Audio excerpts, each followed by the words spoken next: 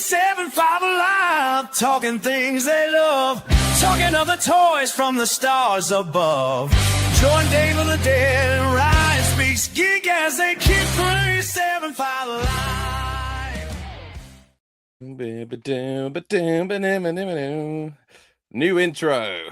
You got fireworks, man. Awesome. I know. I literally added fireworks to it. I'm thinking it's like the end-all celebration is what I've gone for.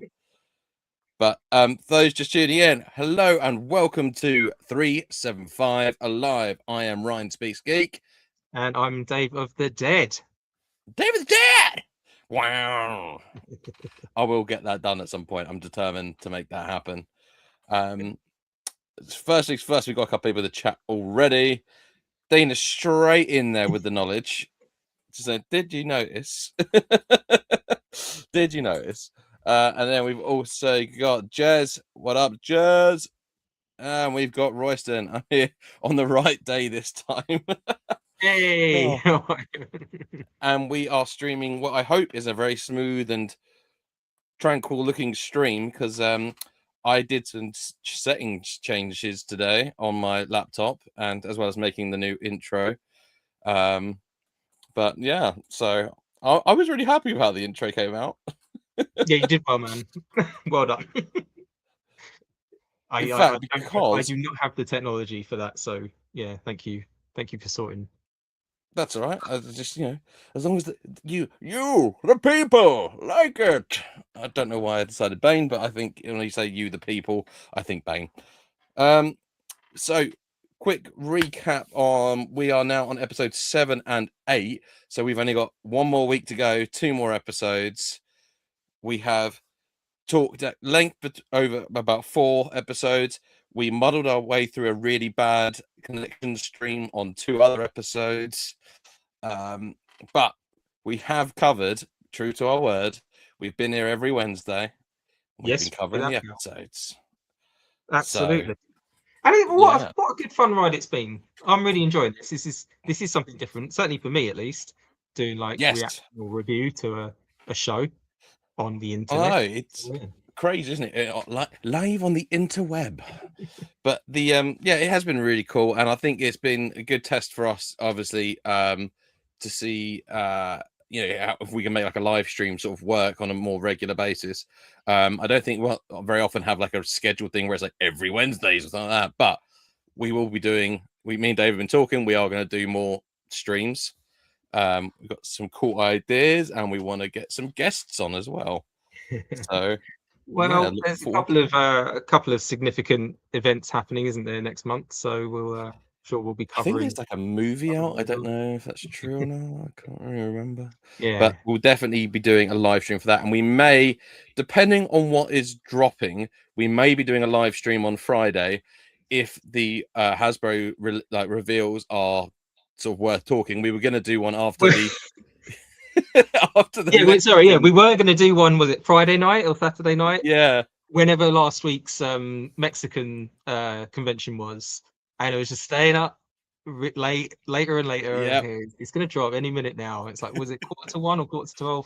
And it was one. Yeah. I mean, it was a nice figure. Great figure in Devon in the vintage collection, but yeah, it was that would have been a slog of a live stream.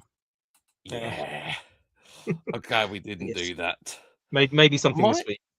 Yeah, exactly. Hopefully, if there's a decent amount of stuff to be revealed, maybe even our very first TVC mini rig. We never know. Okay. Anything is possible. And anyone not knowing what I'm talking about, that is in refer to the INT4, which was revealed in the Mandalorian poster for the Mandalorian Grogu. And if you head over to Dave's channel, you'll find a very good video on that. So look, see how that little cheeky little segue I did there. Don't do it right now though. Watch this after the stream. Then go to comment, all that good stuff, and then go watch. Yes. But yes, INT4 is in the Mandalorian and Grogu movie. Yeah, very cool. But for tonight, we are doing all the Maul things. We are all the Maul things. Where is Maul? So, and this is a rare occurrence where I have lots of notes and Dave doesn't have many notes. So, for once, I have been are prepared. But could do a complete segue for a quick moment to say a little thank you to someone? Dean, you are beyond a legend. In last week's episodes, I said about wanting the sentry droids, and Dino, he has delivered. I've got 2 of them. So, yep, I am a very happy chappy. And one of them, I'm going to find a way to fix to my retro sand trooper, but that's going to look cool. But yeah, so dude sent 2 of them, and what I really like is like, thanks from the bottom of our circuits. So yeah, that was included as well. 4th Moon Toys. Oh, 4th, yeah, nice. So good one, Dean. Well done, mate. So and thank you, Dean. About, isn't it? Community and sharing the love. Oh, you don't get that with the series, do you? No, you don't get that. Yeah, the Black Series lot. And thank you very much, Royston. That's good to know that it has worked. Right, now on to all the more things. So, episode 7. My first note, and this is a very critical and analytical note, it's Spybot still funny. Spybot doesn't even appear on my notes. What did he do? This is Call to Oblivion, chapter 7. So yeah, what? Go on then, Spybot. What's he up to at this moment? It's just the way he sort of reacts. I don't know why. It's just like all the little voice things where it's not almost always completely audible. But Spybot is becoming like one of my favorite characters of the series. He's very affectionate, isn't he? To Maul, he's like yes, he's kind of like a pet dog with Maul. Yes, but has no love for anyone else. He's like a pet dog with lasers. Lasers. Yeah. I also put my next one was Marok sitting on the edge of the building, a very Batman-esque pose. Yes, I very much enjoyed that. The one leg lean, very Gotham. Yeah, sort of equal parts Batman and Spider-Man I got from that, like looking over the city, but as a bad guy. I was waiting for Marok to suddenly like come with his voice and just be like, I'm the Inquisitor this city needs. Another one it deserves right now. Where's Maul? But sadly he didn't do that, and I was like, oh, what a waste of opportunity. Maybe if he was the main character of this show, maybe if it was Marok, Shadow Inquisitor, like it would be like a film noir and narrated like in true Christian Bale Batman sort of stuff. I don't know where I'm going with that. Sorry, yeah. That was a very good impression though. Well done. Thank you very much. That it's kind of my thing. But yeah, so I really liked that, but it also harkens back to one of my first points when we first started reviewing the series about like the art design of the city, and the fact that as we've now had confirmed that it is like paintings effectively. I just think it's stunning, and I just can't get enough of it. And it's one of those things where I almost feel like I could have like you get those backgrounds you put on YouTube when it's like, oh yeah, relaxing stuff, and like it's always like a waterfall or something. I kind of want one that's just the Maul series cityscapes with just like the background music. Like, I just think it's just beautiful. Like I saw Akira at the cinema, as you did. We saw it separately, not because we've had a falling out, just because we went with different people. We're seeing other people. Did see you at the cinema though. Did see it at cinema, and I was sort of reminded about how much background work really sort of how important it is, like small details. So in that one, that there's like every single window is animated in Akira. Every individual raindrop is animated, and while this is complete different animation, I'm not comparing the animation style, but I am comparing the attention and importance to your backdrop of a series. So this is a planet we don't know, but I now already only 7 episodes, 7 20-minute long episodes in, I feel very familiar with it. I find it comforting, weirdly. I think it's got like different weather patterns. It feels real, it feels lived in, which is ultimately what Star Wars always tries to do, is make that lived in futuristic feel.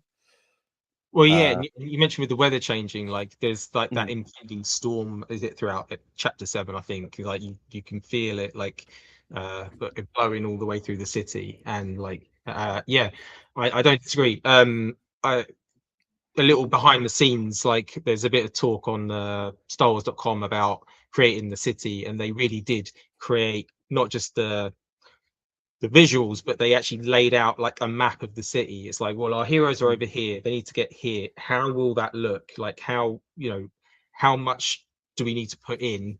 What does this look like? You know, where all the layers are, and everything. Yeah, really, really well thought out. I think I've taken it for granted these last couple of episodes as well, just how visually stunning it looks, because I'm kind of just watching it as a Star Wars show rather than an animated show. Obviously it is animated, but like it just looks so good now. That even if you go back to something like Bad Batch or the later series of Clone Wars, like it is another leap forward. Yeah, I did see someone had put on one of their pages, the many awesome Star Wars groups that there are, a comparison shot, and it was a shot from the very first episode of the Clone Wars with a shot with a similar composition in Maul Shadow Lord, and I was just like, holy Moses! And I kind of wonder now, because I was thinking about doing a bit of a Clone Wars rewatch very soon. I was thinking about maybe for May the 4th, building up to it. You know, I might sort of do a bit of a rewatch of some key episodes. And now I almost wonder if it's going to be like playing, I don't know, like going from the latest Doom game back to the original Doom game. Is it going to feel like that? I mean, I have a bit of graphic blindness with games anyway. I still play my Sega Mega Drive, so I don't. But I did comparatively. I wonder how different it's going to. A lot of people went and watched there's like that one episode of Rebels with Mon Mothma, isn't there, where she delivers that key speech for the rebellion, and that follows after her evacuation from Coruscant in Andor. So a lot of people would watch that episode from Andor and then immediately go to Rebels. That is very jarring, but yeah, no, at least this and Clone Wars or more Bad Batch a bit more tonally consistent, I guess. Obviously this is darker, but yeah, I think you'd be able to go back to later episodes of the Clone Wars, certainly, without too much. I'll keep you posted on my findings. Yeah, do. My next pair of notes is more. So they're going through the tunnel. They're having their arguments, they're bickering back and forth, like Riley and Devon. And I think what is really interesting is that it's the first time I really feel like we see Maul start to lose his cool a bit.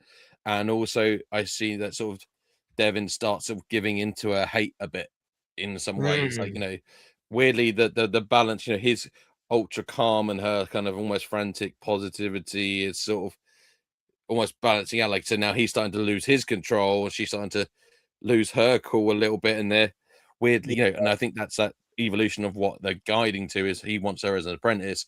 She's sort of starting to act a bit more reckless, less Jedi like, becoming disenfranchised with her master's wisdom. And Maul is also at this point looking after two teenagers, and I think it's quite interesting that teenagers are irritating even in space sci-fi future, and that's enough to make Maul, a very calm and collected Shadow Lord, start getting a bit snippy. Even teenagers can drive a Dark Lord of the Sith to go, stop it. Absolutely. I agree. They start off down those tunnels, and this is just after they fought the Inquisitor, Marok, and so Maul even compliments Devon at the start of their journey. It was like, you know, you fought well against the Inquisitor. And then when she has a little sidebar with Riley, like, it's like, just keep your wits about you. As soon as we get an opportunity to escape, we will. But for now, we just have to follow this guy. And then when they do get the opportunity to escape, Maul's on them straight away. Like you say, he just absolutely tears into them, basically. But Devon doesn't really know what she wants. You know, obviously, she doesn't know what she wants with Master Ducky. But like, he just wants to hide or run. She doesn't want to do that. Maul, on the other hand, wants to take down the entire empire. Like, he pretty much says to her, like, you know, I'll show you. We join me, and we'll defeat the empire together. That's the only way you're going to do it is with me. Like, I don't think that had even been on the radar, had it? Like, so yeah. So he sort of he snaps, but then sort of reveals a bit of his actual overall plan. And he also does disclose a bit about his training with Sidious at this point, because she asks about his master. Obviously, he doesn't disclose who his master was, but very you start to see that sort of human element in Maul, like, and which we get more of in chapter 8. But yeah, it was interesting to see him actually open up, like genuinely open up there, like a bit of vulnerability from Maul. mm. There we go. It's a good one from Royce. The Spybot reminds me and is very similar to Small Spy Decepticon off the first Transformers movie. That was Frenzy, was that character's name, which is an homage to the original cassette Transformer that came out of Soundwave. But Frenzy is that. An absolutely great shout, especially with the noises. Yeah. And also Yeah, the surgeon little Transformer called Scalpel that transforms into a microscope from Transformers 3, I think it is, also very similar in that kind of weird skittishy voice type thing. Yeah. My next note was Inquisitor Shuttle is awesome. These are, like I said, I've done very detailed, very hypercritical. They're very angular, aren't they? Yeah. I'm like a child when I watch this. I will just write down the thoughts that literally pop into my head. So that's why it's like, yeah. Inquisitor Shuttle, awesome. Kind of again like Krennic's ship in Rogue One, and Kylo Ren's a little bit in Force Awakens, the angular sort of black sort of like the Imperial shuttle, but yeah, call it a bit like this one reminds me a bit of Darth Vader's helmet a little bit, because it's got like the bits that stick out the side, and obviously being his Inquisitors. We still didn't see who the person in the hologram was, although we're all pretty sure it's Darth Vader. Yeah, it has to be now, doesn't it? Yeah. So I think that there's got to be that. But yeah, Inquisitor Shuttle, awesome. And then we cut to where Lawson is talking to what did I call him? Lizard Jedi. Yeah. So Lizard Jedi and Lawson talking, and it's exactly what I said. Lizard Jedi. And Lawson mentions having worked with a Jedi before, which I find interesting. And I've put, who was the Jedi Lawson worked with before? I will probably find out in a comic, I imagine, at some point. Yes. Yeah, that's very true. This is where you get the Lawson comic book series announced on May the 4th or something. Well, he's already had a prequel, isn't he? Well, he features in the prequel comic to this show. I haven't bought it or read it. I kind of wanted to go into this show just I fresh. did not know that. I have not. I didn't even know there was a comic. I'm woefully out of date when it comes to comics. I don't know if it's a one shot or like a 4-part thing, just a mini series setting up where we are in Janix. I think it follows Lawson and a bit of Maul as well. But yeah, as I say, I haven't read it, so I can't attest for it. If anyone in the comments has read it, then if anyone in the comics is if anyone in the comics and comes breaks the fourth wall. But yeah, so he hasn't so because he's alluded to that, then he's not giving into that imperial propaganda against the Jedi. So not everyone is on the side of the Empire, and there's a certain droid that will be coming around as well at some point. So Royston, I thought the Maul show was based not that long after Order 66. Yeah, they're not clones.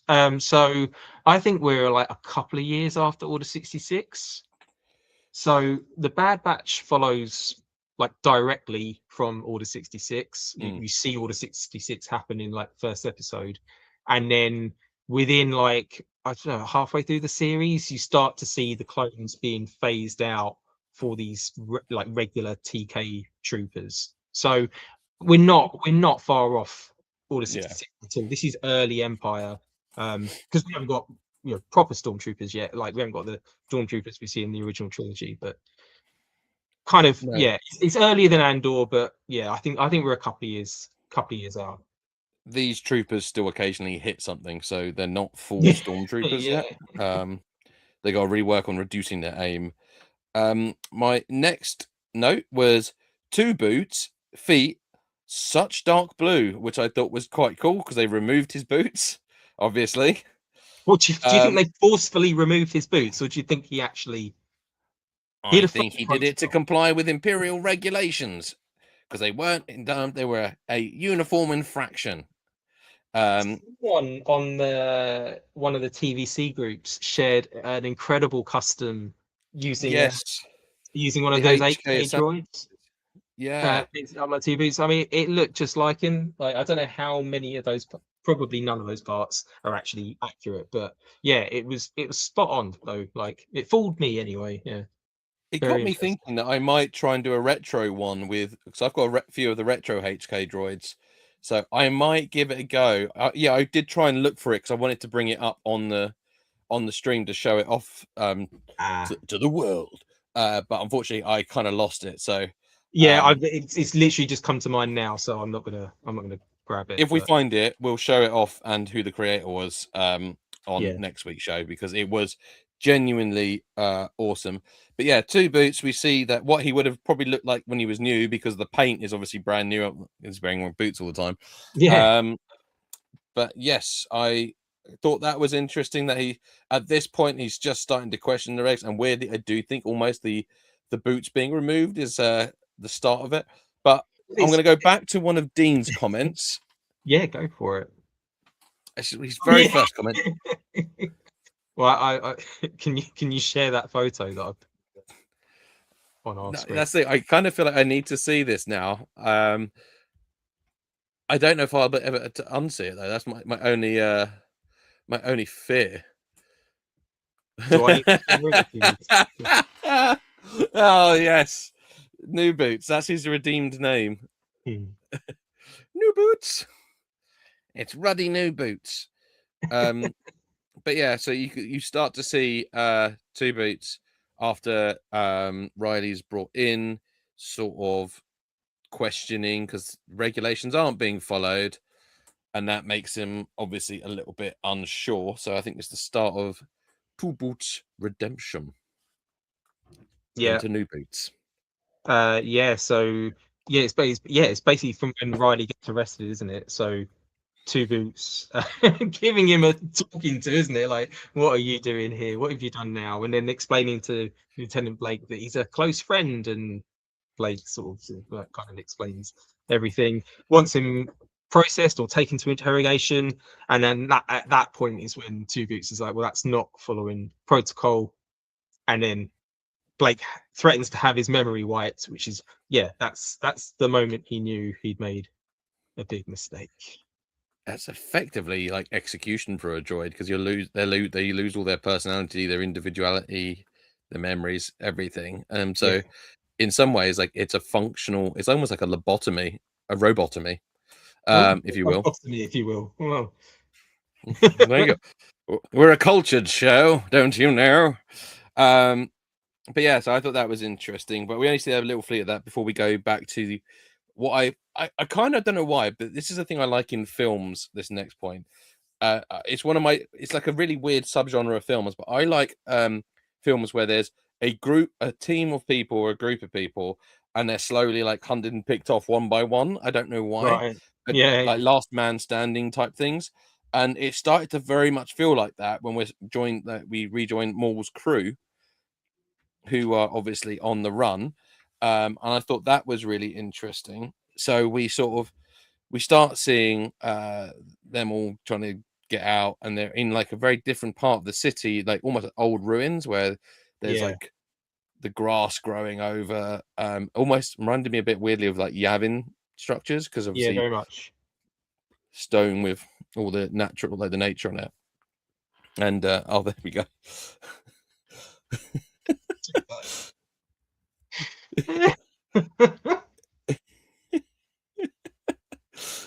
Oh, well, there you go. You bet your Dean's sitting there going like, "Oh, that was my cosplay," just out the window straight away. Okay. We'll get that when it comes. Has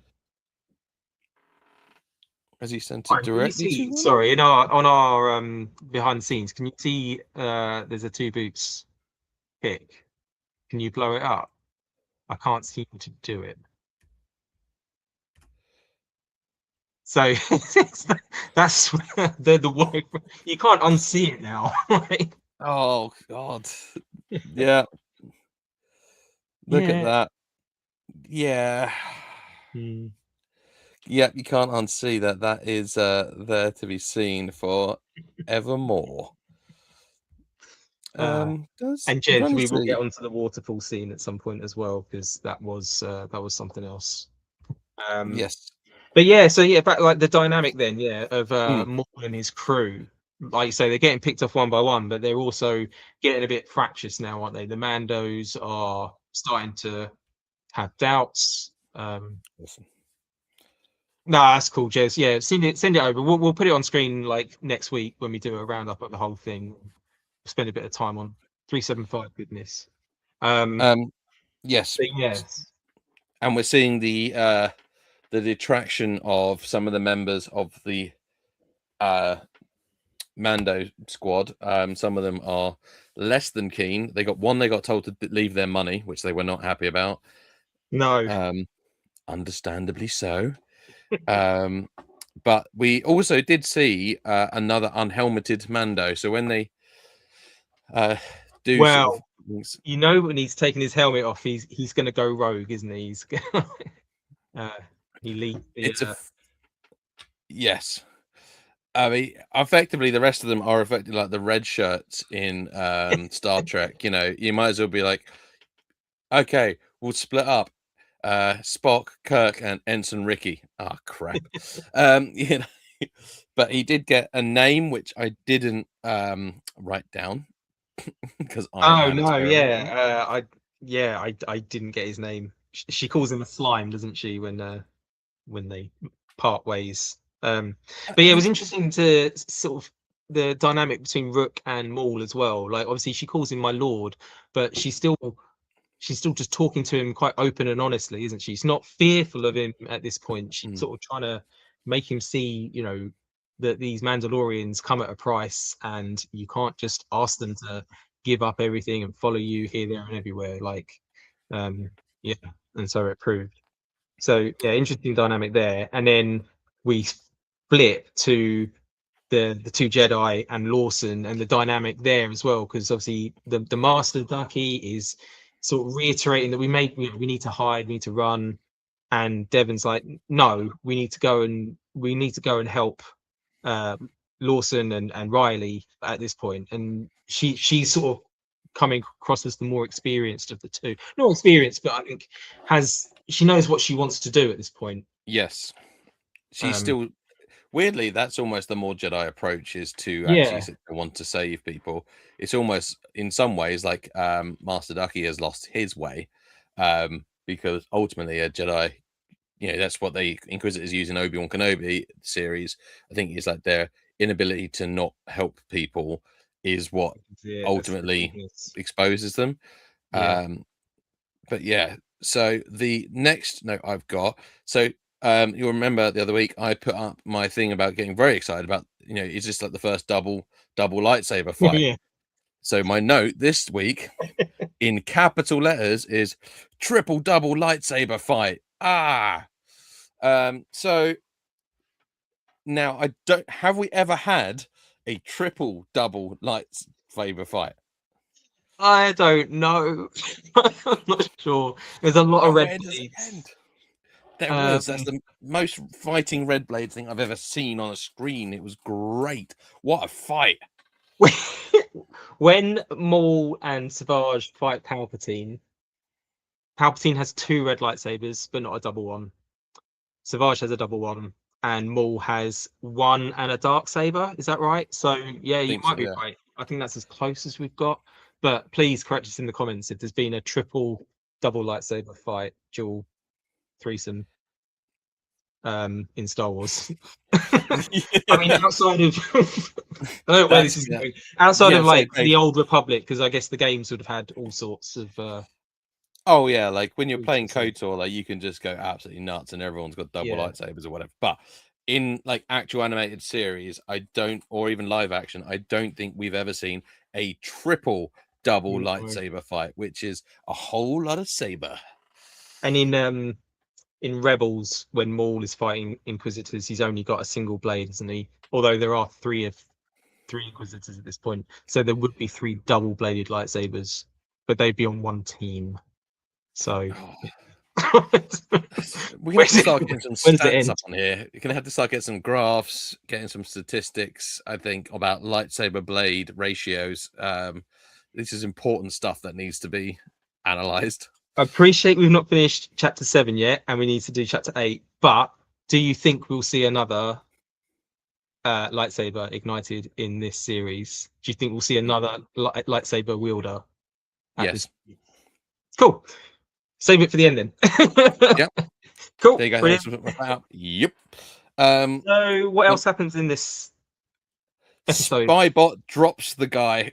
The stormtrooper really reminded me of K2SO in Andor season 2, where he like chucks the guy off the side of the just hits him and the guy goes flying off the balcony. Yeah. But Spybot literally picks up a guy and drops him off the edge, which I just think phenomenal. Yeah, good to see him in combat. Yeah. Mando betrayers didn't last long was my other note. No, and I'm kind of glad. Like, yeah, they got what they deserved there. And I'm glad Vario didn't make it onto the ship, because he was very close to being on that ship. But it also shows where Vario's allegiances are. Like, they're to no one, are they? Like, he just wants to survive. He doesn't care if it's with Maul or not. Yeah.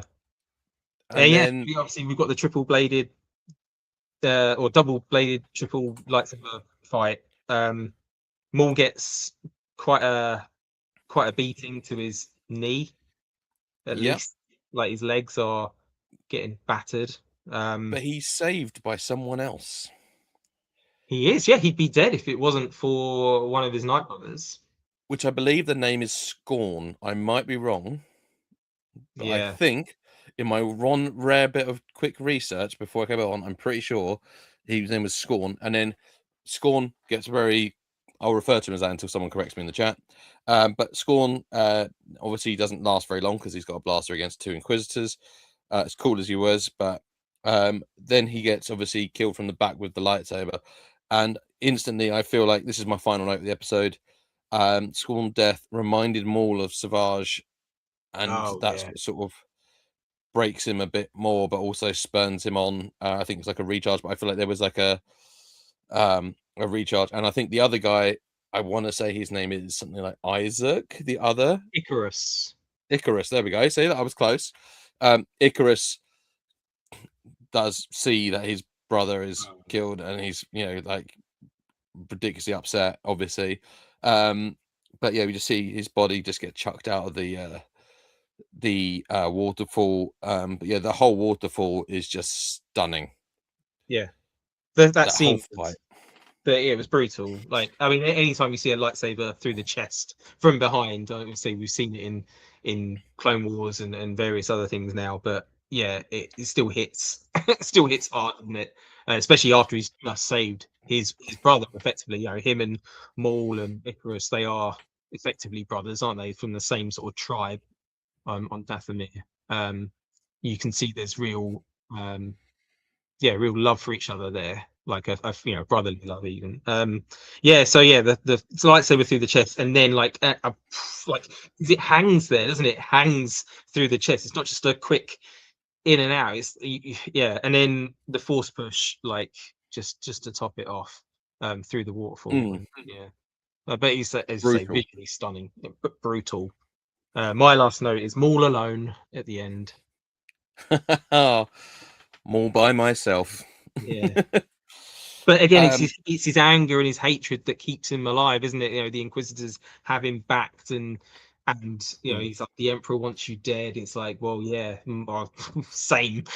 It just rains down those the rocks and the boulders to protect himself. Which was a great line, by the way. When he goes to sort of, I'm assuming, fake surrender, and then says, the Emperor wants you dead. So it's sort of like, wow, you can't even fake surrender anymore. He's unfortunately lost that. And then we go into episode 8, and contrary to the sad ending of that episode, I've put my first note as Vario deeply saddened by Maul's potential passing. Yeah. I can't remember what the line was, but it was like, oh well, that's too bad.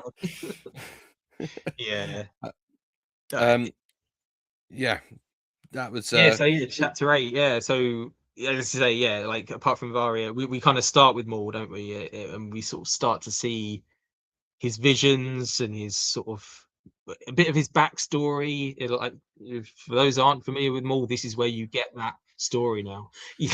But yeah, they are. Water and electricity are a bad combination. It's okay. It's space water. It's fine. I did wonder though, seeing that electricity starting to spark off him. I did wonder if he was going to actually use some force lightning at that point at the end on those Inquisitors.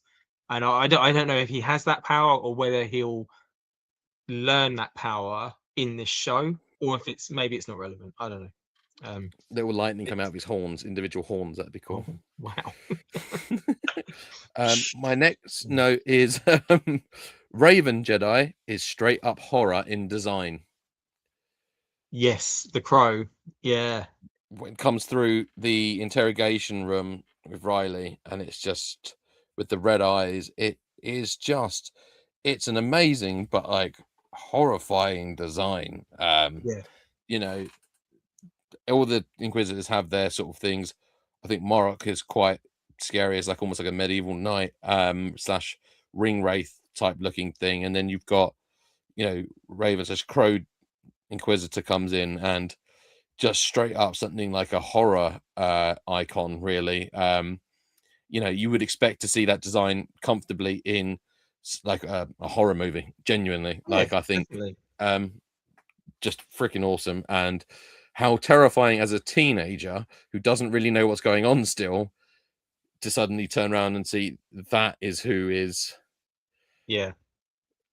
Just nope. Does he have any lines in this? That the Crow Inquisitor. I feel like it was Marok that said the Emperor wants you dead. I don't remember if they actually I don't spoke. think the Crow one has. No, okay. There's been a few theories about that though. I have saw a couple people online post a theory that somehow it's Savage in some kind of resurrected form as either the Crow or Morok.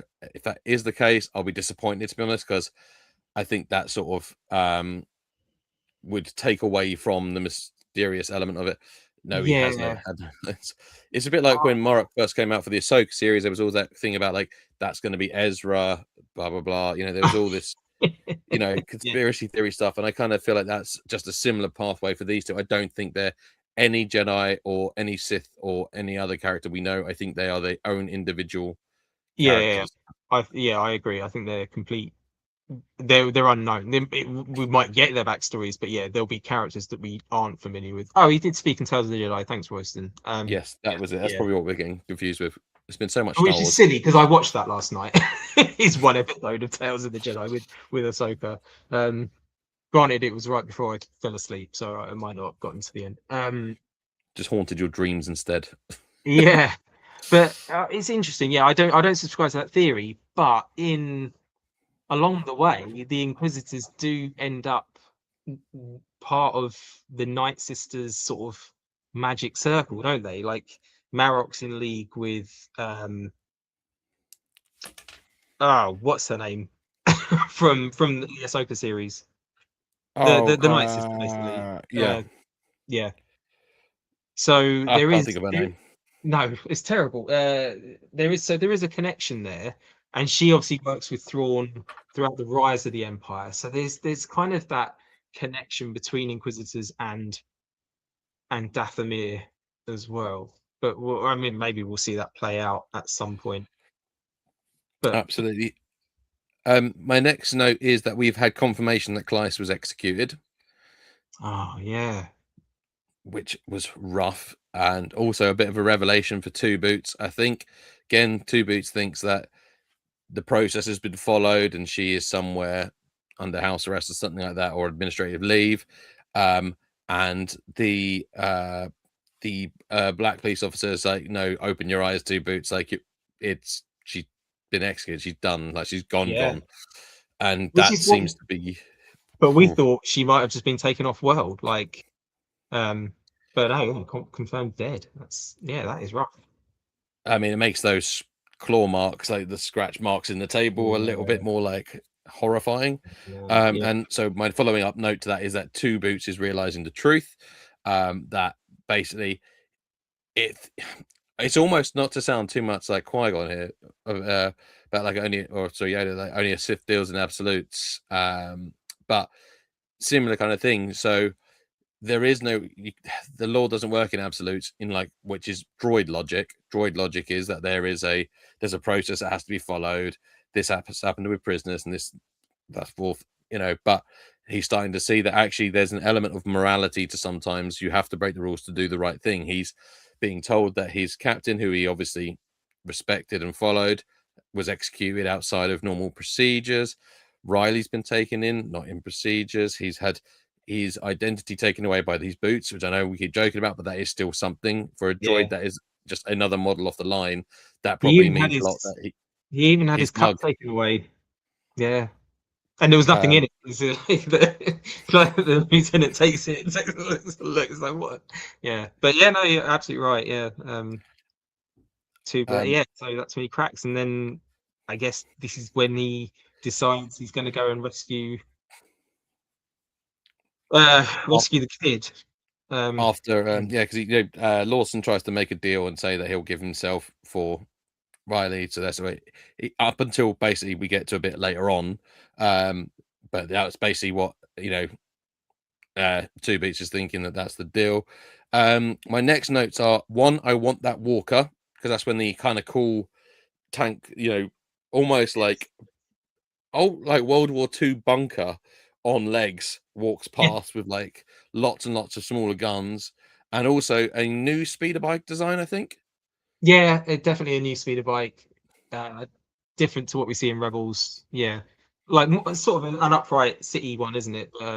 Yeah, good to see It's them sort of using something that other than that classic Return of the Jedi, or the ones that appear in Rebels and a lot of other things. So it was sort of a mix for me, like between the ones in Rebels and the ones at the beginning of Solo, with the patrol troopers on. yeah, Where they're like more like big blocks, kind of look almost one of those big block ones stripped down, almost weirdly. We then cut to Maul, obviously going through the tunnels, and my note here, and I want to see if you've got this sort of vibe as well. I felt like Maul was a bit like in the cave in Dagobah.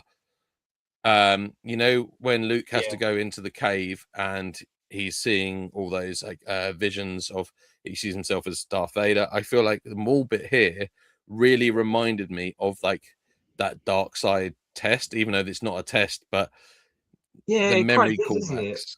Yeah, because they say like what's in there, only what you take with you, and it's what he's the visions that he's seeing, or the flashbacks, he's fueling his fear and his hate and his anger, and that's what's keeping him going as well. Like every time he gets one of these things that is obviously upsetting, visually upsetting, when he sees his reflection, and it's his child self looking back at him like scared and crying, it just makes him more angry. It's like sort of pushing that down, but giving him like the strength to carry on. And then the sort of montage of him seeing Savage killed by Sidious, seeing like being taken away from his brothers, the flash of Kenobi, Yes. with the sound effect of those theed doors shutting, like Yes, nice little callback. yeah.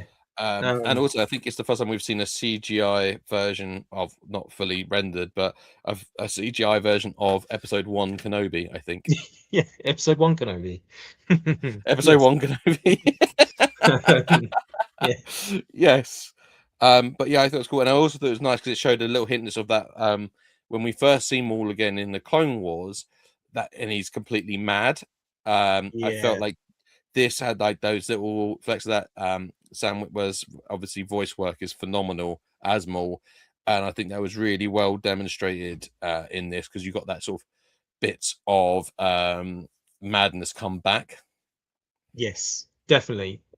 You forget it's Sam Witwer a lot of the time as well. I know he's an incredibly talented voice actor, but like there's just moments in it where it's just, where did you pull that from? Like, to deliver this performance. He's like, my home, my family, my brother, all taken from me. Sidious, you did this. And he just repeats that over and over again. It'd be interesting to see, like, after this series is done, or when the Maul story has been fleshed out, and then we on a rewatch and you get to Rebels and then he's suddenly obsessed with Kenobi again. Like, what has led him to be?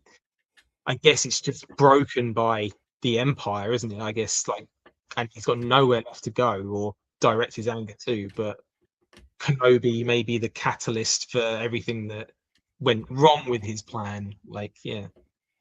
As long as they don't I try and don't think we're rope going to see on. Kenobi in this series. Like, I don't think. No. Yeah. But obviously hatred didn't bring them back, and then we cut to a better shot of the new droid in the police station.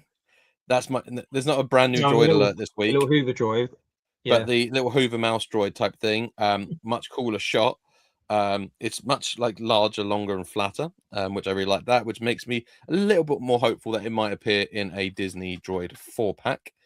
But that is the prelude to my next note, which is Two Boot goes full Moss.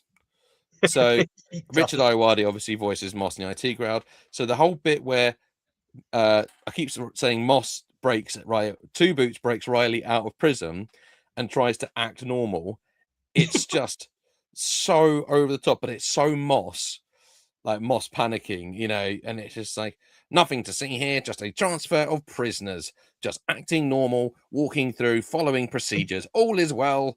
No, don't worry. Act normal, Riley. You know, I just feel like it's full blown. We've just descended into full Moss. There. And then my next note is Fast and the Furious Star Wars. Oh, absolutely. Yeah, I was going to mention it when we watched the speeders. You really got a sense of speed in this chase. Book of Boba Fett, take note. Yeah, funnily enough, that's another series we've watched in the last week as we do our Mandalorian recap. But yeah, the sense of speed, they did it so well. I was so pleased because Devon picks up a speeder, doesn't she? She borrows a transport from these thugs. With the cool little helmet things on, the Cyclops with helmets on. I don't know why. Super cool. But yeah, I got Fast and the Furious vibes from it. I was expecting like the next speeder over to just sort of put the window down and be like, family. You know, but and I also family is the theme of this episode, to be fair. Like, it's true. Yeah. Dominic Toretto, the space Toretto. You know, we could finally get the Star Wars Fast and Furious crossover that we've all been longing for. And I also really love the Star Wars techno type music that's playing in the speeder along with the chase. Like the music is like really upbeat and cool, and I really like that it's not just a traditional score. Like they've a bit like the what's it called, like Massiminas or something like that. The one that was used in Andor, which is that song that's actually throughout all of it in different genres. Oh yeah, And we get that whole party scene at the end where Mon Mothma sort of just gives up and just raves out. So, and I really liked that because it was like, of course, there's other music in the world of Star Wars, not just John Williams-esque scores. So really cool, and more than just the modal notes. But the sort of the weird techno type music, it was really good, and it really helped sort of make that scene just feel a bit more like urgent. Yeah. Oh no, it totally fit. Yeah, I mean, I love the orchestral score in Star Wars, in the series and everything, but there is a time and a place where you can put something in a bit different. The Amos. Yes, that was right. Hey man, look at that, just coming like I'm here and I have answers.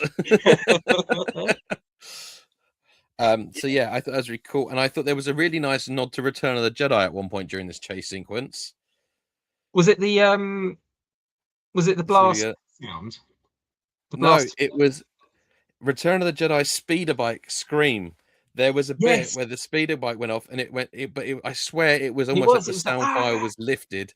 But even with the like the particular speeder bike noise, it sounded like the bit where the guy goes into the stump. Yeah, that's exactly it. Yeah. No, 100%. Yes. I was trying to think where the blast effects came from. Was it the LA? Was it the gunship that was blasting on them? And it was like, I don't know if it was AATs or ATST, but that felt like it was very reminiscent from one of the original movies. But yes, I did catch the Biker Scout scream, which was great. The force push into the gunship. Brilliant, really cool. So freaking cool. Yeah. My last two notes. Rena is a badass. Like, obviously, she's got her ship ready to take them all. But obviously, they use a coded sentence to know that it's a trap because she mentions a certain location. He knows it's a trap. You're like, oh no. And I thought she was going to get killed, if I'm being honest. They obviously escape up the lift shaft. Yeah. But she takes out like 4 stormtroopers and then uses like something like chucks it into the blows up the engine of the thing, which makes the whole thing go up, which makes Officer Dickbag fly like out the scene for a bit. So whether he's alive or not, I don't know. But I'm assuming she survived. Yeah. Okay. I think she's alive. I don't know. Yeah, I mean, I did a rewatch of it, and I didn't pick up that Blake and her were that close to the explosion, but I don't know. I'd be surprised if they make it. Oh, I think that was her sacrifice for her friend. I think she's Blake alive, and I think that she will be held as a hostage. Okay. I've become less convinced that the mother is going to make another appearance, if I'm being honest. Or if it is, it's going to be at the end where he just drops Riley off with the mother, and then they've announced a season 2 already, haven't they? So there's plenty of time to get the mum in. Yeah. But I think she'll come back. I think she'll be the emotional leverage against Lawson. Maybe because he's got Riley back now, so there's nothing to leverage with other than that. And my final note is Dryden bloody Voss. And yeah.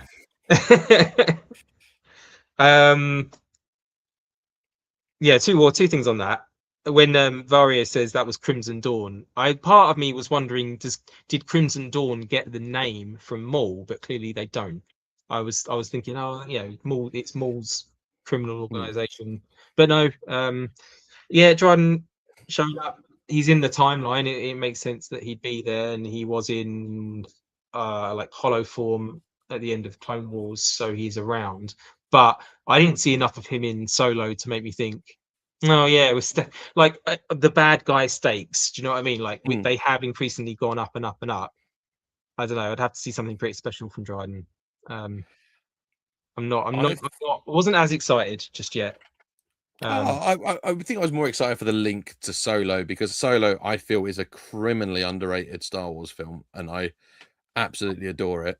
I want to see more links to that, to Solo, like in that era. I worry that we've had more of those links in the comics than on screen with Kira, which is a shame because there's a perfectly great actor out there like Emilia Clarke to play that role in future series. But yeah, it'd be interesting, see Dryden show up and why he's called. Like, has he been alerted to what's going down on this planet? As is that the disruption with the Pikes, has that actually stopped some of his trade, or is the Empire now going after spreading out?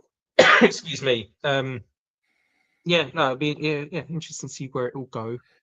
If it does show up, he'll get on my action figure wish list when we come to that, because we still don't have him in little 3.75 form. There was a couple of things before we get to the end. Devon and Riley. What happens? Like Devon is asking Riley about the Inquisitor, like what happened when you were being interrogated, and he was so scared. Like he said, I didn't have anything to tell them, but if I did, I don't know if I would have been able to stop, basically. And she said, like, fear is natural, we just can't let it control us. So as much as we think she is, Maul wants to groom her as an apprentice, she still very much knows her own mind, isn't she? I think she's going to be a tough nut to crack.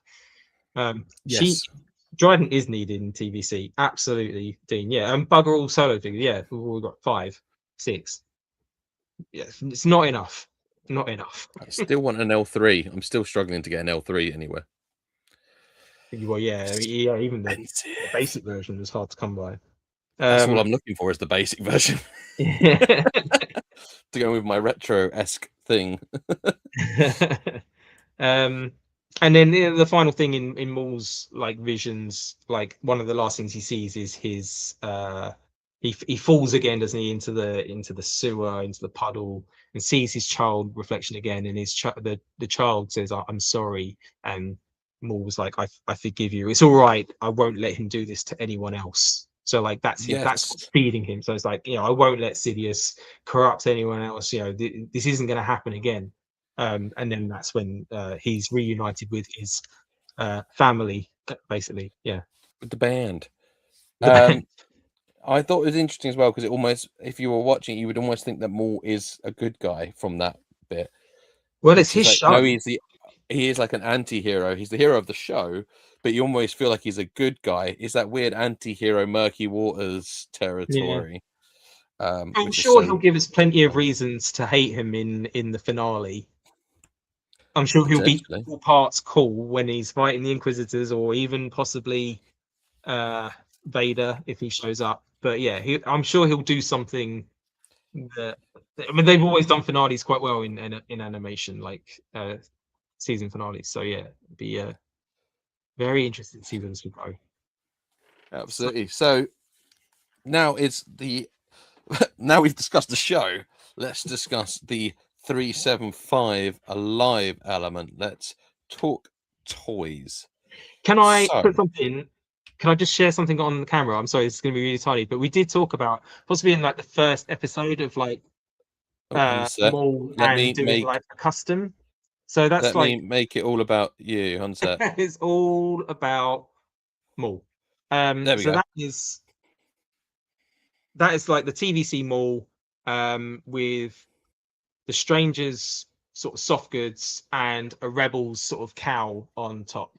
It's really just simple, but I think it kind of works. So yeah, that's how my Maul is going to be on my display at the moment. So yeah, nice. until we get something else, because it was nice getting Maul in the vintage collection for Shadow Lord, but it was just a straight up repack, and they could have just included some sort of cloak or soft goods. Not that he's worn it since episode 1. No, but I feel like to get money's worth, it's nice to have a few accessories to be able to recreate different scenes at different times in the series. Rather than just re-releasing it, going like episode 1 of the series, more a variant later.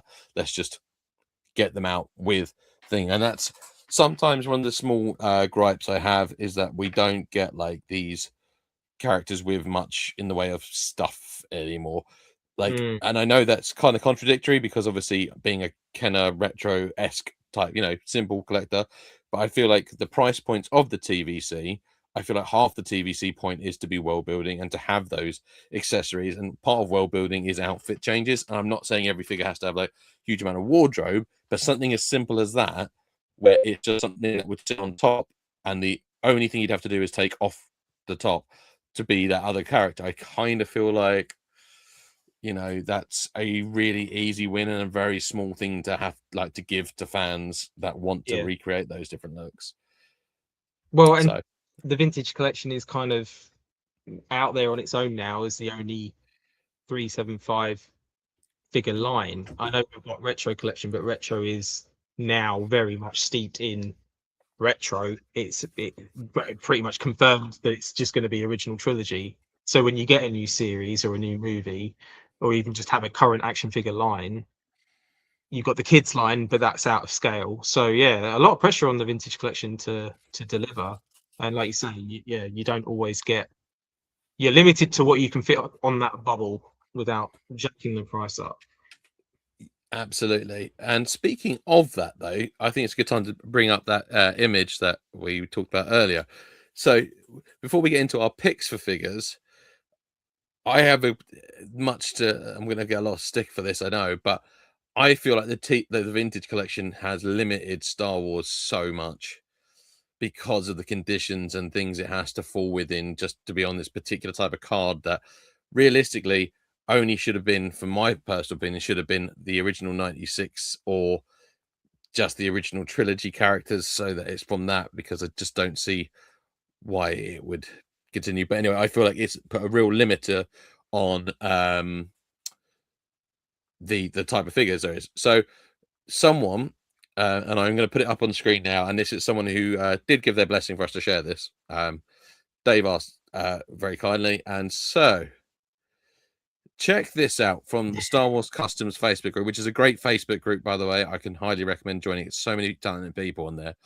This guy's done concept card back idea for Maul Shadow Lord if it had its own figure line. I love it. I say I love the vintage collection, and I love the callback to the original packaging. But I think there is a time and a place for an action figure line to stand on its own 2 feet. Maybe it wouldn't have been more, maybe it would have been the Mando series, and there have been some really cool customs of that as well. But yeah, Pepin Fearloose, I probably butchered the name, but yeah, he shared them on the customs group. It's probably done the rounds on some of the Facebook groups and Instagram, whatever. But yeah, I just think they pop, don't they? If you saw them on the shelves, I'd be drawn to them. It's got that Revenge of the Sith vibe, isn't it? The card back. Yes, but yeah, they're really cool. They do, and I just think like that's what could have been for Maul, like Shadow, or like this is what we should be having. Have TVC for the vintage collection for those original trilogy films. There's 3 characters, but I do feel like the TVC packaging obsession is really hindering the ability to do unusual shaped things, because if it's not just a card that's just part of it, it doesn't matter as much. Like people don't care, but there's this whole thing where everything has got to look the same on that same card design and be that same size bubble, and it's got to be this, it's got to be that. It's kind of like putting yourself into a hole, and I feel like they sort of have made a rod for their own back in that, because you're losing a lot of exactly a bit like Royce says. I think it might pull in new collectors, and I agree. I feel like themed packaging for themed series, this is the thing. I mean, those 2 comments sum it up, don't they? Like it will pull in a new audience for sure, but then there's there's an element of collectors that they're only buying because of that uniformity of the card back. There's all sorts of collectors. We know there's all sorts of collectors. Like you and I collect differently. Me and the next person will collect differently. Whether you're purely on carded and nothing else, you don't open anything. In which case, having that uniform card back is great. If you're just collecting the original 96 in modern form, then the original that card back is great. But yeah, for a Maul Shadow Lord series, I don't need them on. They're up here. They're in. This is my open pile at the minute. So they're all getting opened in the next month. So they don't do a lot for me. I want the figures first and foremost, and if packaging can help sell them, great. But I don't know. I mean, there'll be someone out there that will say the TVC packaging just adds X amount of volume in sales. So and you're right. Disney car, how hard have those Disney droids been to get hold of over the last couple of months? It's not the packaging, it's the droid. I think that's the thing, and I'm absolutely in no way telling anyone how to collect, because everyone should collect how they want. They should enjoy it in their own way, because at the end of the day, you're buying it. It's your stuff. You can do what you want with it. You can keep it mint in box. You can open it. This is all about personal preferences. I'm talking purely as my sort of theories for sort of when people say like we haven't got this character, we haven't got that character, we haven't got this, we haven't got that. I feel that might unfortunately be a byproduct of sticking to such a uniform design, even when it's something that's sort of out of that original parameter.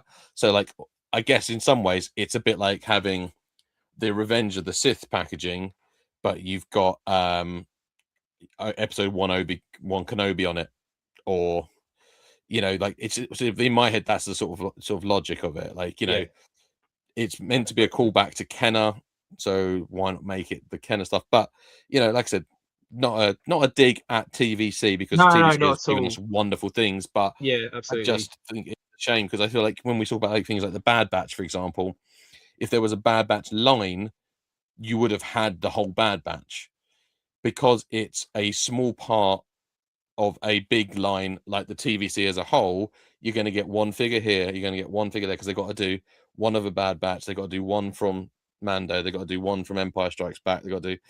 Whereas I feel like back in the day when you had a toy line, you had those characters. You had your main characters. Oh yeah. Very few main characters you didn't get.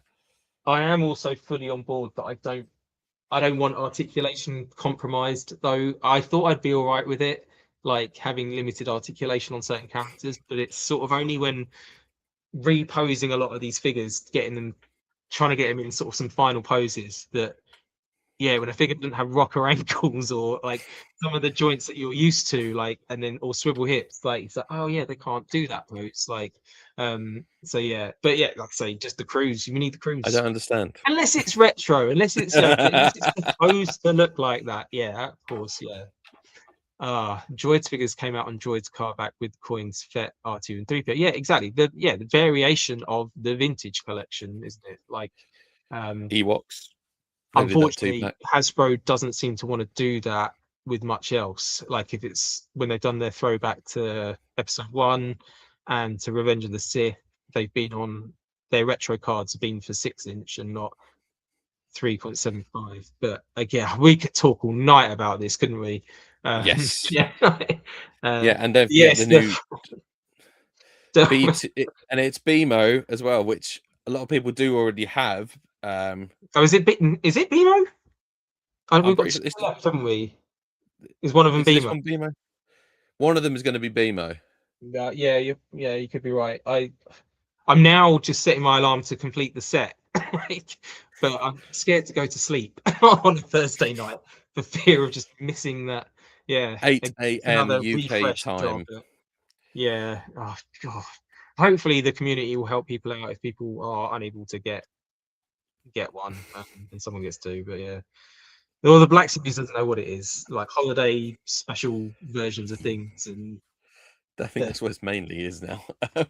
Carbonized collection, although we got that as well, didn't we? Or was it the Graphite collection? Whatever Black Series did, the TBC. They did the credit collection, the something collection, the other collection, and blah blah blah blah blah blah. Yeah.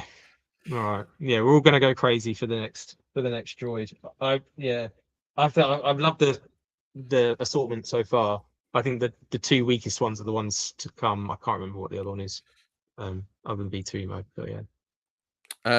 So yeah, our choices for this week. So, shall I bring up the?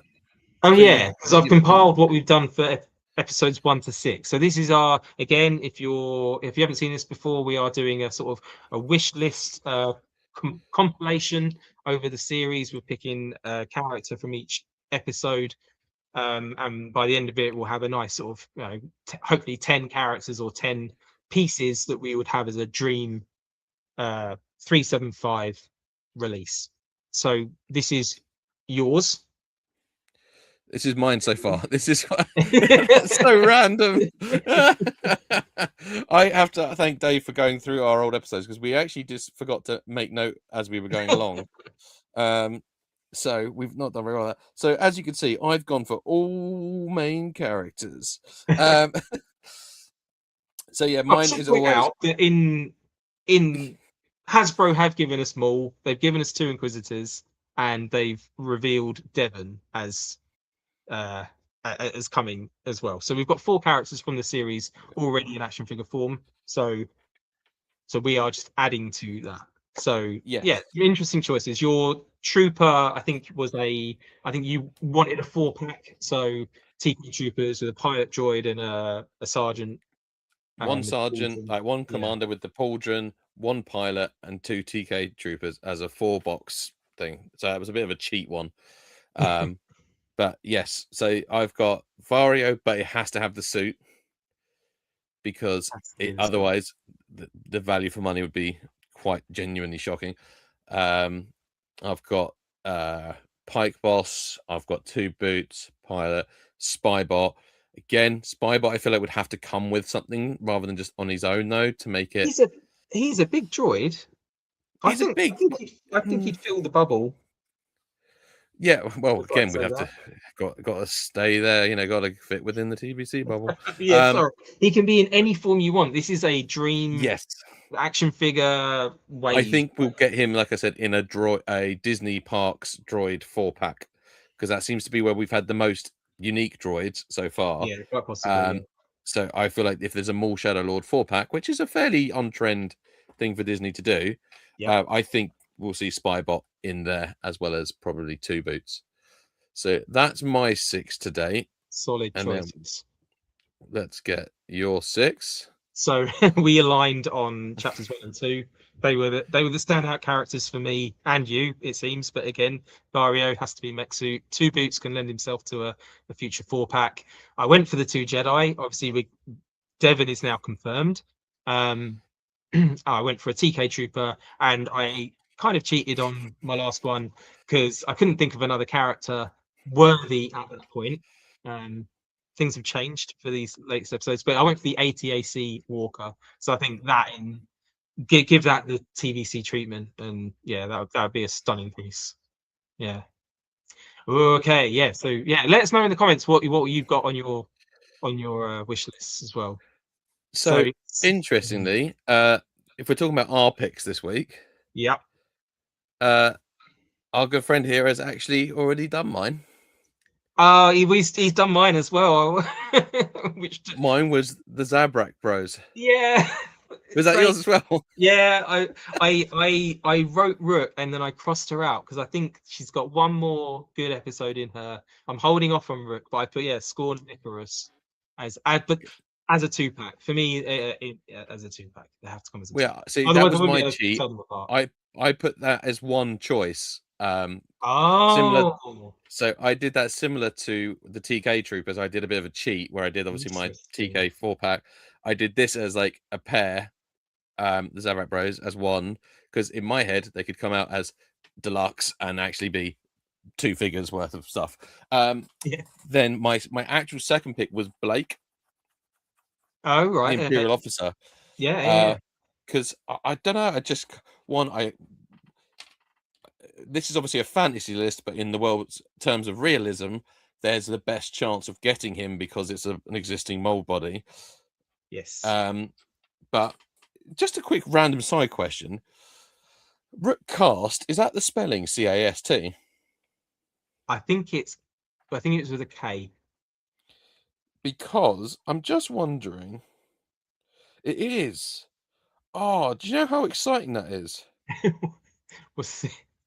Well, because I've just made the connection. One of my favorite sort of comic book mythical type characters when I was a kid, like when I was an actual child growing up, I had the Star Wars Masters of Teräs Käsi video game.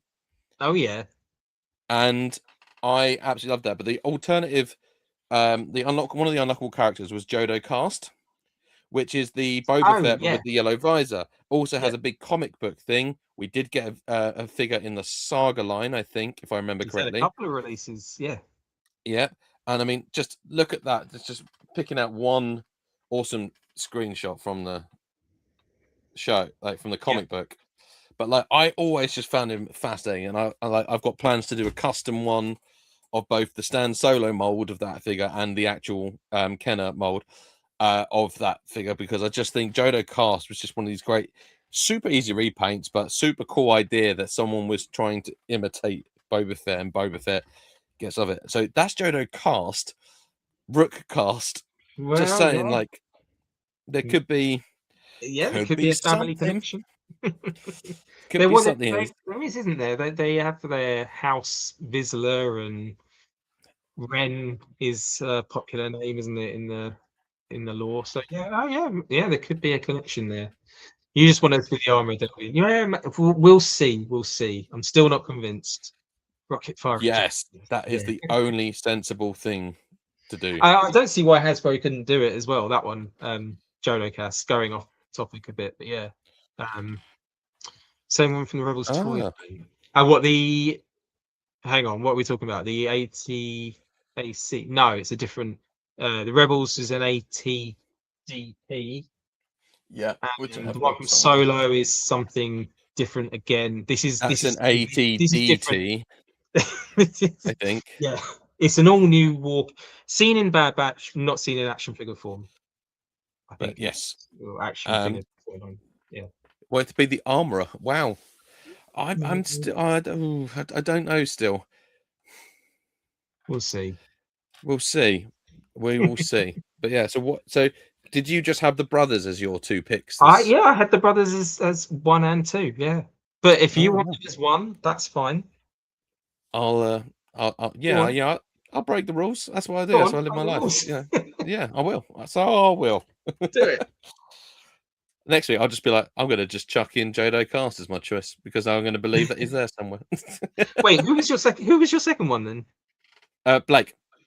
Oh, sorry, yeah, Blake. Yeah, the Imperial officer. Literally just a head. For Hasbro, it's a head.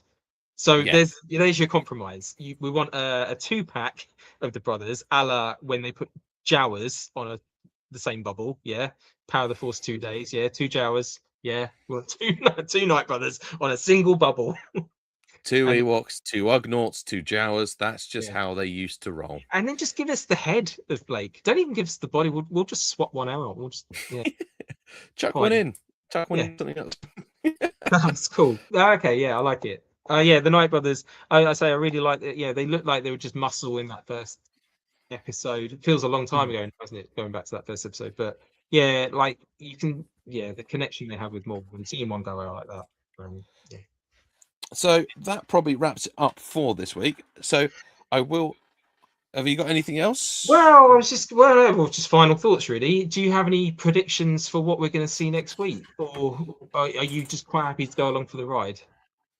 Do you know what? I'm going along with the ride. I thought I started having some ideas about what's going to happen, but then I thought I'm just enjoying it. Like I used to get a bit I used to be on a weekly show where we used to have to, I say have to, like it got to the point where I felt I had to watch like every Marvel series and every Marvel film and everything every week, and that's a lot. But also like it just turned into this thing where it was just constantly about theories and did you see Thanos's left pinky, that must mean like that, or if you look at the shoe in the background, that was Thor's cousins from issue 962 or something like that. And I just sort of like, I was like, nah, but I just feel like this is just I've just started just enjoying programs. Even making the notes is a bit distracting. Why my notes are very much like instant thought bubbles in my head, and why they come across like a 3-year-old has written them. No, but I like it. Cool and zap and whoa. It still sparks the discussion, and that's what I like. So I haven't written down any predictions. I found it interesting that we're going to see Dryden at some point, because we started the series and Maul was sort of, he's this crime lord, and it seemed like a crime sort of drama, didn't it? We got the crime syndicates like the Pikes and the other two on Janix, and we kind of just moved away from that, and we didn't really see anything of it. So maybe we're going more back down that sort of crime family sort of route. But yeah, as to who he takes with him, whether Devon goes with him, I don't need to see Devon turn at this point. I like the dynamic that they've got at the minute. She can learn off her master, but again, she can learn bits off Maul as well along the way. That's the only thing I don't want them to rush anything in the last 2 episodes, because we know where season 2 is coming. I would rather it still follow that similar kind of great storytelling flow they've done so far. Yeah. Just a thought. Last week you said force push being used. I said I thought, didn't say it was fact, because my memory is terrible. I'm glad you said that. I can't even remember. I can't even remember having this discussion. Seeing it in the thing. I said it was like it was really cool seeing like the force being used like in amongst lightsaber battle. Yeah. And I couldn't think of any other ones. But yeah, I suppose that probably definitely a prequel thing, though, isn't it? Yeah. Yeah, but it's definitely a prequel thing. And this is going to be the bit where Royston comes on next week, and he's going to go, well, actually, if you watch Return of the Jedi back, there's lightsaber throws. I'm just joking with the Royston. No, the thing is, like, I absolutely, it is really good to see loads being used now.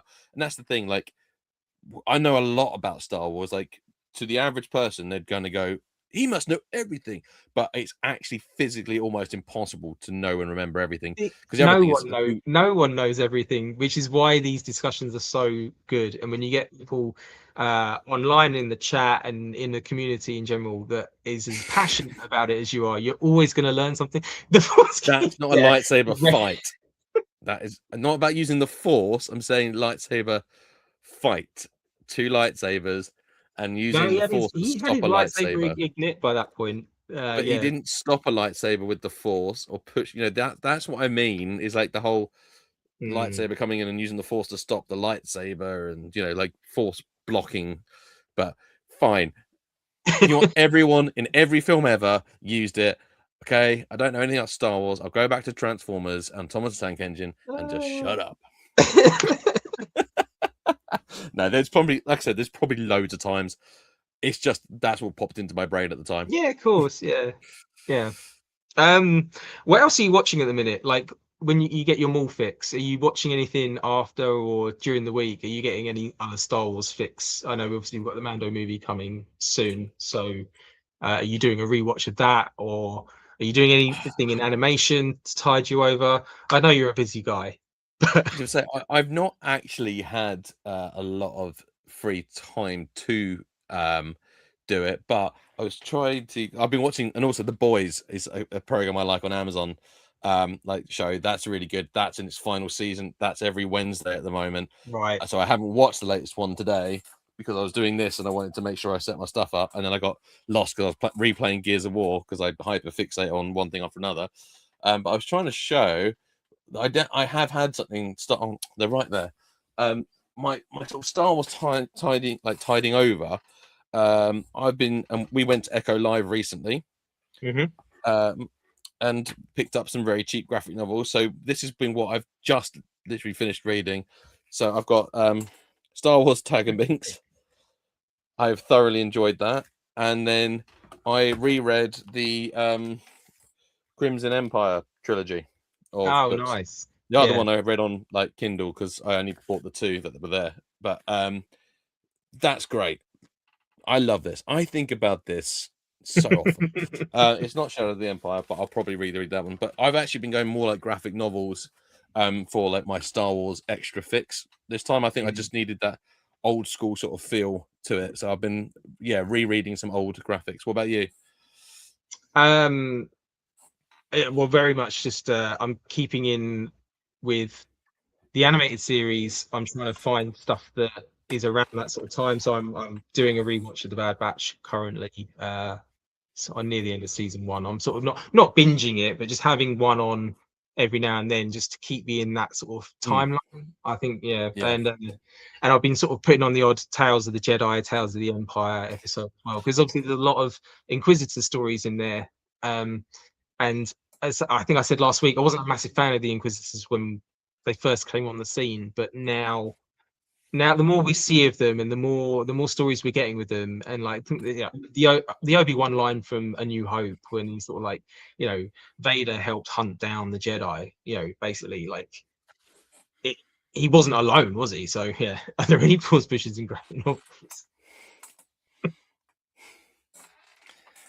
This is 375 dead, no longer alive. No, I like that we can be talking about a Disney Plus show and enjoying the Disney era. I think it's fair to say we both generally, most of it at least, but still enjoy the expanded universe, the stuff that was, the 90s era, like the pre-Disney, the non-canon stuff, in equal measures, because it's all just stories at the end of the day. Yeah, that's exactly it. It's great. And it's a bit like what you're saying, like about watching you're rewatching some of those episodes, and like even your thing about like you didn't enjoy the Inquisitors the first time, and then you started to like them more as the more they've been expanded, and it's similar kind of thing. I think you can just do like you can like what you want to like, Star Wars. You can pick and choose what you like, and it's fine to like different things, and it's fine to not like things. I've not liked everything in Star Wars. I've not particularly hated anything personally. There's been things that have frustrated me, things that annoy me, but at the end of the day, like you said, I just pick and choose. Like the Rogue Squadron book series is still one of my favorite Star Wars things of all time. I love it, cherished. Am I gutted that some things aren't considered canon now? Yeah, a little bit, but at the end of the day, like the only canon that really matters is the one up here. So exactly, I'm making the stories with the figures, so enjoy what you want to enjoy. People have been annoyed at Star Wars since Star Wars. Like, yeah, Puppet Yoda or Muppet Show Return of the Jedi to the special editions in the 90s, the constant reissues in the 90s, and yeah, like it's there's always been a backlash, no matter what era you've grown up in. Yeah, there's always a bigger complaint. Well, before we sign off, so May the 4th will happen before we're back on again. So maybe if there is a Hasbro live stream on Friday, if we're able to get on at a reasonable time, I would have thought early evening in the UK. I think it's 3:00 in the afternoon, the Hasbro stream. So maybe shortly after that, we'll jump on, and hopefully if they've dropped anything for the vintage collection or retro collection, or a brand new 375 line, who knows, we will do our best to jump on and talk about it. Fingers crossed. And do you have any other videos coming up in the next week? Yes, but I need to get a move on, because I haven't done anything to this background, well, apart from changing the cards. But yeah, everything still needs putting up. Oh, I bought some cards the other day for my Mos Eisley and Tatooine display. So is that the card I said about Hobbycraft? Yeah, and some, probably not going to show up, but some mesh that I'm going to cut up, and that's going to be for the flooring of the cantina. So, nice. yeah, I've got that might not be ready for for May the 4th, but I will do a toy room tour of for May the 4th, in whatever state it looks. It will be tidy. It just won't possibly have everything out on display. But that's what I'm planning to get out before then. How about you? I actually do have a video planned for once, and it's going to be, I haven't filmed it yet, but I'm going to be filming it in the next day or two. I don't know when I'm going to release it, but I'm going to be doing a Baru episode. I'm going to unbox this, and I've got my Next 17 vintage style Baru. So yeah, I am going to do a Baru episode. Baru-sode. This could well be the #1 Aunt Baru video on the internet. This could break all records for Aunt Baru. I don't know what the record is. I might look it up after this, but I look forward to watching it, man. Yeah, it's gonna be niche. That's what it's gonna be. Niche, yeah. It's gonna be niche. Try finding an audience for this one. It will get about 5 views. I'll be happy with it though, because that's what I want to talk about. I don't do this for any other reason other than it's because I want to talk about the things I want to talk about. They will be 5 of the most dedicated people you'll ever meet, Ryan. So yeah, they're known as Baruvians. The 5 dedicated, and many of them died to get me this information. So that's brilliant. Guys, if you're still with us, thank you so much for chatting along with us, because we can't do this, certainly not for an hour and a half without you guys. So thank you for keeping us entertained along an hour and a half. and sharing your thoughts on the series and your action figures, because we wouldn't be talking about a series without the action figures. So so thank you. If you're finding us on Ryan's channel or my channel, go check each of us out. You know the drill. If like, comment, subscribe, all of that good stuff. And yeah, we'll be back again next week. Until then, next time, guys, make sure you keep 375 alive. Cheers, guys.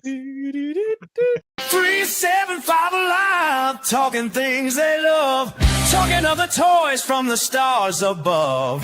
Join Dave of the Dead and Ryan speaks geek as they keep 375 alive.